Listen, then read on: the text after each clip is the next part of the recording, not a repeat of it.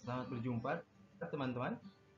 Kita akan membahas tentang hal mematikan yang menginfeksi pilkada dan kira-kira apa saja rekomendasinya. Baik, pilkada yang selama ini berjalan itu kalau kita review itu cenderung memprihatinkan dan mengkhawatirkan. Banyak kecurangan, pelanggaran, dan itu banyak yang lolos, tidak dikenai sanksi dan lain sebagainya. Kemudian hasilnya kita lihat banyak kepala daerah yang kemudian melakukan korupsi. Jadi hasil dari pilkada itu menghasilkan banyak koruptor. Itu memprihatinkan ya. Kemudian terpilihnya orang bermasalah secara hukum. Di beberapa daerah orang yang sedang katakanlah tersangka ya atau dicurigai diduga bermasalah secara hukum malah terpilih. Kemudian terpilihnya kembali mantan napi. Napi memang dia sudah menjalani hukumannya, dia sudah orang bebas, tetapi untuk menempati posisi-posisi jabatan publik seharusnya terbebas dari riwayat seperti itu, dari track record yang buruk seperti itu. Kenapa? Karena itu memperbesar kemungkinan kembali dilakukannya perilaku tercela seperti itu atau melanggar hukum seperti itu. Kemudian kasus anggota KPU ya yang terkena KPK itu juga sangat membuat kita prihatin dan membuat kita khawatir akan masa depan demokrasi dan juga masa depan republik ini. Nah, setidaknya terdapat 5 hal mematikan ya yang menurut saya ini menginfeksi rotasi kepemimpinan di tingkat daerah. Dan seharusnya Bawaslu perlu memperhatikan ini. Ini sangat penting sekali buat lembaga pengawasan. Oke, apa saja? Yang pertama, mekanisme penentuan calon yang akan berlaga di pilkada itu cenderung oligarkis gitu.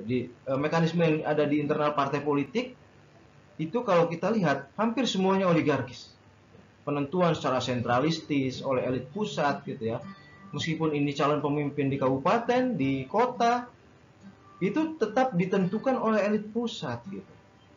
Nah, ini kan aneh dan paradoks gitu ya, di tengah era kita melaksanakan desentralisasi kekuasaan, malah saat penentuan siapa pemimpin penguasa daerah itu malah sangat sentralistis dan oligarkis gitu. Dan cenderung otoritarian. Kenapa? Karena di banyak partai ini penentunya itu ada pada satu tangan, itu ketua umum partai. Coba bayangkan awal ya atau hulu dari demokrasi kita itu ternyata otoritarian gitu. Mekanisme yang ada di partai politik untuk memilih calon yang akan berlaga di pilkada itu otoritarian, sentralistis. Ini mengkhawatirkan dan memprihatinkan. Kedua, pilkada kita seringkali tersandera oleh uang. Ya, kita sering mendengar lah bagaimana bokhir-bokhir itu jauh lebih berperan gitu. Sang penyandang dana itu amat kuasa dan menjadi penentu siapa yang akan maju di kompetisi pilkada gitu. Jadi praktik oligarkis di internal partai politik yang tadi itu dibahas itu kemudian didrive oleh aliran uang ternyata gitu. Bokhir inilah yang menjadi aliran darah kontestasi. Dari mulai penentu sampai ke kampanye gitu. Pada saat kampanye dialah yang menyemprotkan kencang ya dana ya, yang membiayai kampanye secalon itu. Jadi kondisi tersanderanya politik kita oleh uang itu sangat memprihatinkan dan sangat mengkhawatirkan. Oke, ketiga, seringkali pada saat pemilu atau pilkada, ya pilpres, integritas itu seringkali terpinggirkan. Fenomena selalu adanya partai politik yang mencalonkan sosok bermasalah, gitu ya. Ini memperlihatkan kondisi itu, gitu, bahwa integritas ternyata tidak menjadi pertimbangan dari parpol, gitu ya. Fenomena lain misalnya adanya mantan napi atau tersangka yang berhasil memenangkan kontestasi. Nah, ini memperlihatkan bahwa integritas bahkan di mata rakyat itu juga tidak penting gitu. Kemudian keempat, arena pilkada kita seringkali jadi ajang aksi mementingkan diri sendiri sambil menipu rakyat. Jadi pada saat pemilu rakyat kemudian didekati, ya, dibujuk, dirayu, ya. Tetapi kemudian setelah pemilu selesai, setelah pilkada selesai, ternyata rakyat tidak diperhatikan gitu. Ternyata rakyat malah ditinggalkan gitu. Dan mereka ya sibuk dengan bancakan dan pesta pora dengan kroni-kroninya gitu. Rakyat hanya dijadikan sebagai pijakan, ya. Kasihan sekali rakyat kita ini karena hanya dijadikan pijakan saja, diinjak gitu untuk kemudian ditinggalkan. Kenapa bisa seperti ini? Juga tadi salah satunya faktornya adalah karena money politics ya. Mereka sudah merasa membeli, ya kemudian sudah menjadi hak mereka dan tidak ada katakanlah tanggung jawab lagi, tidak ada akuntabilitas lagi kepada rakyat. Ini buruknya money politik, buruknya aliran uang yang liar gitu. Kemudian kelima, kualitas penyelenggara pemilu kita itu masih belum optimal lah, katakanlah seperti itu ya. Nah, terkait dengan kondisi sekarang di mana pandemi yang masih meruyak gitu ya, pandemi yang masih belum bisa dihentikan, tentu penundaan pilkada itu sudah jadi keharusan ya. Tetapi keputusan pemerintah bahwa pilkada diundur sampai Desember dan kemungkinan Desember itu dilakukan pilkada, menurut saya itu terlalu cepat gitu. Kenapa? Kalau pilkadanya Desember, maka tahapan pertama itu sudah mulai dari bulan ini dong. Kalau begitu bulan depan itu sudah ada langkah-langkah para calon untuk mendekati pemilih. Dan itu artinya physical distancing yang sekarang itu dilaksanakan itu akan terganggu.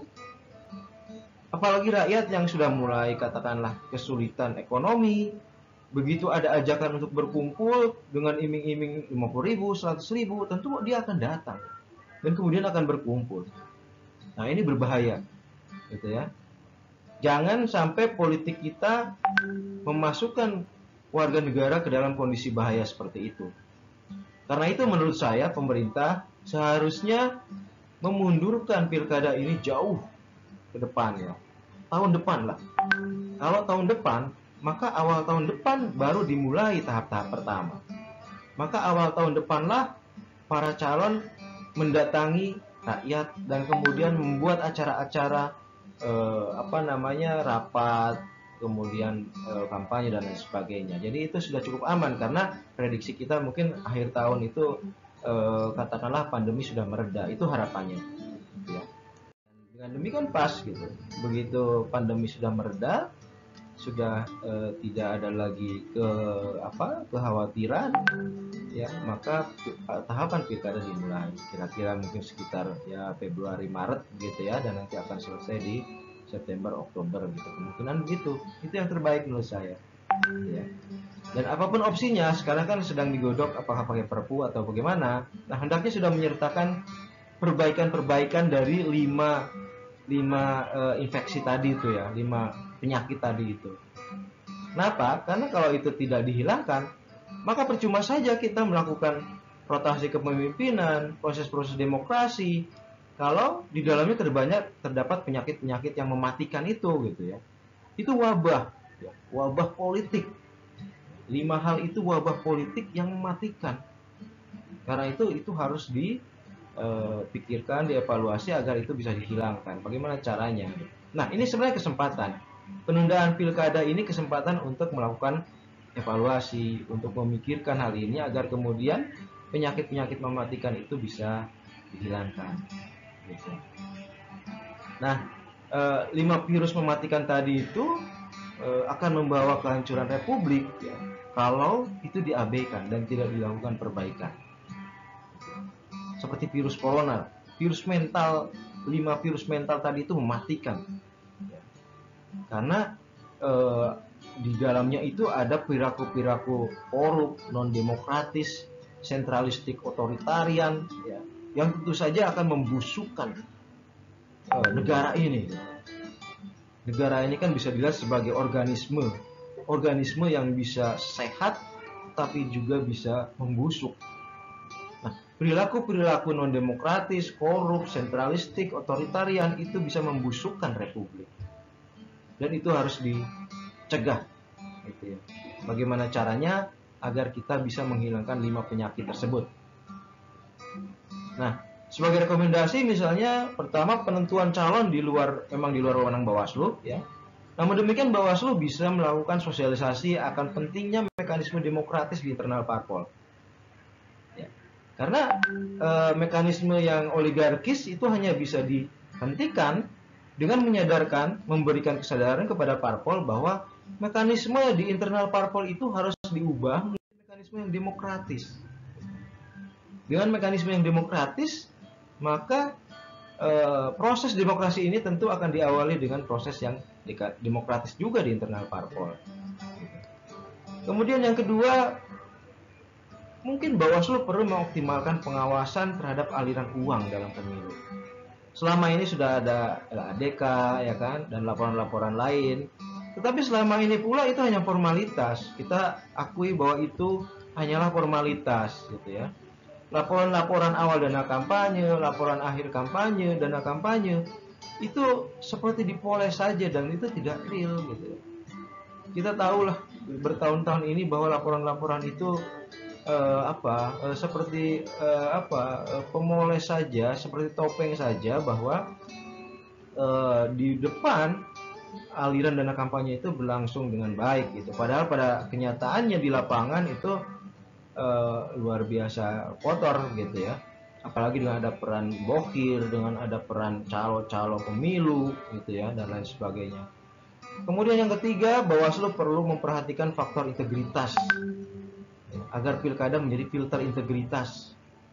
Di Bawaslu perlu mengawasi ya dari awal, dari hulu sampai ke hilir proses yang terkotori oleh perilaku-perilaku asusila, tidak bermoral, kemudian korup, itu harus dikenai sanksi agar kemudian pemenangnya itu adalah pemenang yang memang berintegritas, calon-calon yang berintegritas.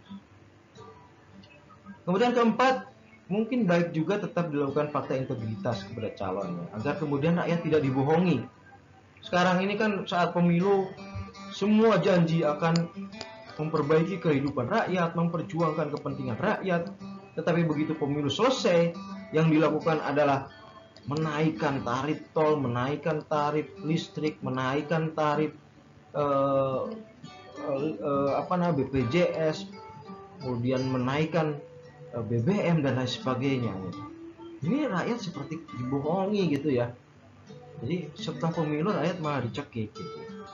Nah, dengan fakta integritas maka akan selamanya rakyat itu menjadi orientasi dari penguasa, dari para pemimpin daerah gitu ya. Agar kemudian kebijakan-kebijakannya itu tidak memberatkan, tetapi kebijakan-kebijakannya itu sangat pro rakyat gitu ya. Pro rakyat kecil lah seperti itu. Dan kemudian yang kelima adalah bagaimana mengoptimalkan kinerja dari penyelenggara pemilu gitu ya. Yang dilakukan tentu saja sudah ya oke lah gitu ya, tetapi itu belum optimal gitu. Pilkada kita masih ya seadanya gitu ya, dan hasilnya juga kita lihat ya, banyak sekali orang-orang yang terpilih itu ternyata bukan orang terpilih gitu. Ternyata dia ya hanya karena uang berhasil menduduki jabatan itu dan kemudian memanfaatkannya untuk kepentingan sendiri, untuk pengumpulan uang sendiri gitu. Akhirnya banyak di antara mereka yang terkena KPK, masuk penjara gitu ya, terbukti bahwa mereka itu korup gitu. Jadi saya kira integritas itu menjadi kata kunci ya. Pilkada harus menjadi filter integritas, dan itu hanya bisa diwujudkan kalau penyelenggara pemilu dan pengawas pemilu itu memang benar-benar memperhatikan faktor integritas ini. Baik, saya kira itu ya sebagai pengantar diskusi. Jadi semoga ini bisa menjadi pemantik ya, bagi diskusi dan pertanyaan-pertanyaan kemudian. Saya kira itu. Terima kasih atas perhatiannya. Terima kasih juga kepada berbagai apa namanya pihak ya. Oke, terima kasih. Assalamualaikum warahmatullahi wabarakatuh.